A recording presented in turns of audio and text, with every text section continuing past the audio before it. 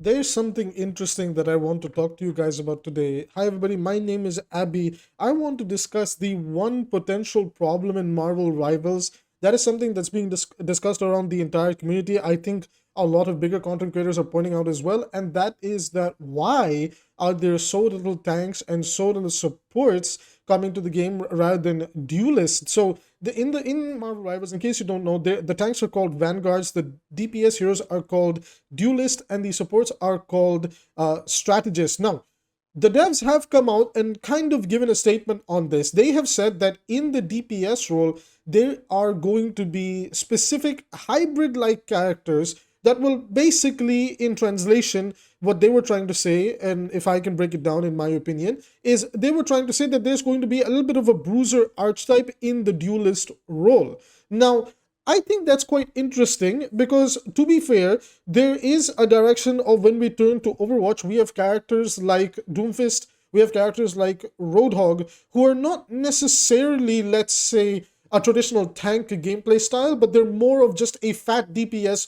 running around and doing their gameplay style, right? Who have been kind of like adjusted and changed around to help fit that kit. Now, DPS Doomfist, we all know Doomfist started as a DPS and now he's moved over to tank. So I think what the developers are trying to do is the Vanguard, the Duelist, and the Strategist role, they're not necessarily going to be the traditional type of, the Overwatch type of characters that we are used to. They're a little bit more innovative. They've put stress on the concept that, hey guys, we have this like team up mechanic, and there's going to be a lot of emphasis and balance around the team up mechanics doing interesting things. And it is quite interesting to think about. So the thing is at the same time, like, while I do agree that yes, I also wish there was a little bit more tanks. A certain support has been confirmed. Now, I'm not going to share the image because it is a leak and I want to be respectful about it for now, at least. But it is Ultron has been confirmed as a support. I'm just going to put the MCU image up here somewhere. Ultron has been confirmed for support, and they've been teasing him for a while. We should be getting him with the release of the game. If not, then most likely we'll be getting Ultron, with the season 1. Now, for those of you that don't know, season 0 of Marvel Rivals is only going to last for about, just about a month. It's going to be just about a month long. It's going to cost half a battle pass price, which is going to be $5, and it's going to be pretty interesting. And they have already said that in upcoming seasons, they are going to be aiming for multiple hero releases, which I find very interesting. They've confirmed that there was a minor complaint that people were saying that, well, the tank role, the Vanguard role, doesn't necessarily have that many female characters, and they hinted at Captain Marvel coming as a Vanguard to that role. So it's going to be very interesting. We don't know how far they are off. There have been some characters that I've seen get leaked. Okay, well, I think I can talk about it. I'm not necessarily in a content creator program just yet. So I've seen Mr. Fantastic get leaked. I've seen Blade get leaked. I think that's quite interesting. There's been Rogue and the Phoenix in the files as well, just to point out. But that's besides the point. My point is I personally think, like, we need to remember that Marvel Rivals will be in a open queue format. They said that they don't want to go to a role queue format just yet. And they've also gone on to say that they feel like the game will be fine. And also, in my personal opinion, I actually think that the best comps in Marvel Rivals may not even be 2-2. I've been discussing this with our scrim group that, like, we all, like, got into the beta and we played it. I've been discussing this with some of the Overwatch pros that I know. I've been discussing this with some of you community members over on my Twitter.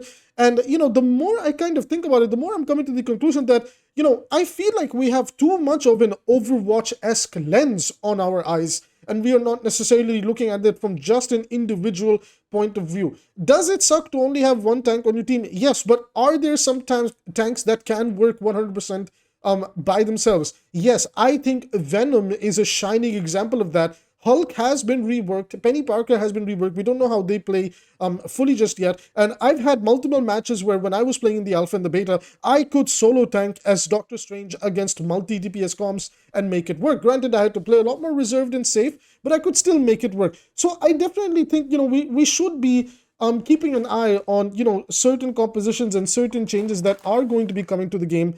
And we should be keeping an eye on a lot of, like, the team up mechanics. Like they've stressed that, hey, instead of trying to focus too much on compositions, you guys should keep an eye out for team up mechanics, right? Because that's what might be enabling meta compositions in the near future. This was also discussed when Venom could allow Spider-Man to basically do a one-shot combo on the backline. The devs actually clarified that because this combo is very difficult to execute, they're not going to be nerfing it. And I think that's okay for now. Let's wait and see how it goes. So it does seem like the main balancing region for this game is going to be primarily towards the team up mechanics, and a little bit like they'll be a little bit more careful about how they balance for the numbers. Now, one more thing that they have gone on to say, this is for anybody that played, they did go on to say that, like supports also are not that bad or the strategists are not that bad at solo healing. So basically anybody that has played Loki and also Jeff. Now Jeff has gotten above the Land Shark.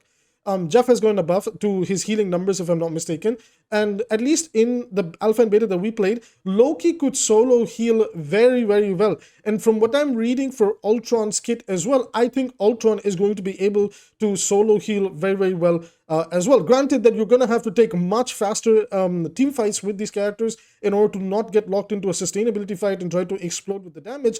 But I think it's like, we should keep an open mind to the developer's vision over here. I like that they are trying to clarify their perspectives early. My problem a lot of the times with Overwatch, as you guys have seen in my videos, is they say one thing and then they do another thing. And for me personally, that causes a lot of frustration. I don't like it when the devs say that we are making changes with the Season 9 changes in order to increase HP pools, in order to increase tankiness in the game, allow for more time to react, allow for this and that. And then they drop the Kaiju Watch patch on us where tanks become insanely strong. They get their breakpoints back. They become even tankier. Then progressively over time, they buff the damage and healing on supports in various areas. But then they neglect like a majority of the DPS roster. And that for me, particularly as mostly a DPS main, I do play all the other roles. Anybody who follows me, watches my channel, sees my clips on Twitter, I play everything, mostly support nowadays again. So it is a little bit more frustrating from that regard, because it's just kind of like, it almost feels like they're punishing you for trying to enjoy their popular role and trying to just encourage you to get frustrated and, if you want to play Overwatch and have fun, play the other more powerful roles. Now, coming over to Marvel Rivals, the devs have a different approach. They have said that they kind of want crazy, wacky, BS moments in their game because they feel like it all balances out. There's been complaints from people that said that, well, healing is too high. And the response to that is, well, we have a lot of like different types of one-shot ultimates in the game. Then there's also complaints that, well, there's a lot of, one-shots in the game and things like that. Then they showed, that Cloak and Dagger, in specifically Cloak has a Suzu. And then they showed, Wolverine can actually use an ability to tank 2 different ultimates, survive, and then punish those 2 characters. So it is like, evidently, like whenever I want to go into a game, I've always looked for what the developer's vision is, because I want to respect that vision and I want to like hold them to their belief. If their belief is this, that yes, we want characters to be strong, we want damage, vanguard, and strategist to have good damage, good healing, good sustainability, a little bit of everything, because if everybody is broken, then nobody is, because everybody can do wacky, crazy crap, right? So that's the way I kind of see it. And you know what? I kind of want it to be like that too, because one of the things that made Overwatch so enjoyable was when you could playmake, was when ultimates had more of an impact. Right now, it just feels like the only ultimates in the game that realistically have any proper impact at all is just the support ultimates. Tank ultimates can get countered so easily or are nearly useless. DPS ultimates are a joke nowadays with the sustainability and a lot of other things that can go into it. And it's just like, at least the current meta in Overwatch is one of the most, frustrating states for the game to be in. So, circling back around, like this one problem that I want to discuss with you guys, I don't think it might be that much of an issue. Although we do know, and in the leaks, there have been confirmed that we are getting new supports, we are getting new tanks in Season 1. Remember guys, Season 1 is just 1 month away. So like right now, enjoy what is coming out. A majority of people have not gotten the chance to play the game, the beta. So there's a lot of like fresh new characters for you to try and enjoy. And then by the time it maybe feels like, okay, I wish this is something new. 1 month from now, we're going to go into Season 1. And in Season 1, we're going to get a lot, well, in their words, we're going to get like at least 2 new characters, right? And they have hinted that one of them is a tank. So it does suck that, yes, I do believe tank is going to be starting with the least amount of characters.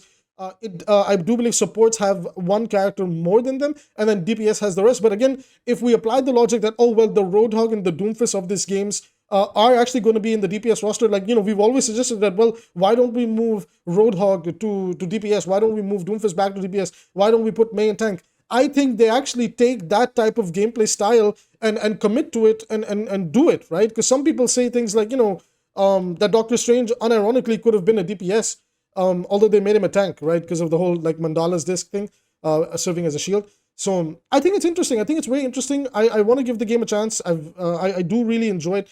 I'm going to be looking forward to seeing how it all goes, and I'm going to just enjoy the wacky, crazy, game, and I look forward to grinding its competitive scene. I look forward to coaching in it. I look forward to doing so much more with it. Guys, on the closing note, there's just one more thing that I wanted to discuss, right? As always, on this channel, there's one thing that I've always said, right?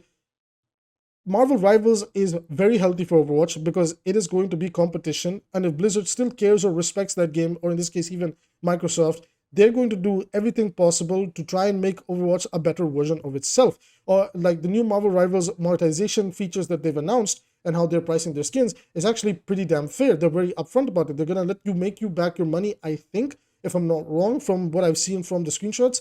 And at least openly, they've said that when you buy a battle pass, it's not going to expire. So none of that FOMO bullshit either. But the last point that I want to close this on, and as we now are going into Marvel Rivals release day, I want to say you can enjoy both games. For example, I still love Overwatch. I have a lot of problems with the balance and some of the directions that they take the game. It's not necessarily what I fell in love with or whatever the case might be, but I can still log in and play a couple of games, enjoy it, realize that, okay, this is the point where I'm not enjoying it, and then log off. Maybe that's the point where I go and play Marvel Rivals.